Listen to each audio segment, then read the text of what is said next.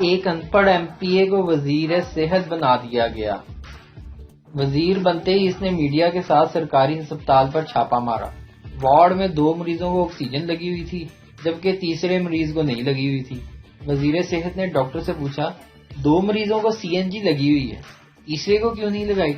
Doctor نے سر سے لے کر پاؤں تک وزیر کو دیکھا اور پھر ڈرپ کی طرف اشارہ کرتے ہوئے بولا، سر یہ مریض پیٹرول پر چل رہا ہے۔ ایک آدمی ایک بابا جی کو بڑا مانتا تھا، ان کے پاس چلا گیا اور پوچھا، بابا جی مجھے کیسے پتا چل سکتا ہے کہ میرا بیٹا مستقبل میں کیا بنے گا؟ بابا جی آپ اس کی ٹیبل پہ سگریٹ، بیئر، پیسوں کی ایک گڈی اور کتاب رکھ دو، ان میں سے جو وہ اٹھائے گا اس سے پتا چلے گا۔ آدمی بولا، ٹھیک ہے بابا جی میں ایسا ہی کروں گا۔ اگلے دن بیٹا آیا تو ٹیبل دیکھی، پیسوں کی گٹھری اٹھا کر جیب میں رکھی، سگریٹ پی لی، بیئر چھپا لی اور کتاب ہاتھ میں لے کر گھر سے چلا گیا۔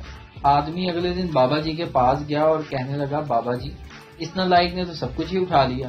بابا جی مبارک ہو، آپ کا بیٹا انجینئر بنے گا۔ بابا جی نے کنوارے اور شادی شدہ لوگوں کی زندگی کے بارے میں فرق سمجھایا۔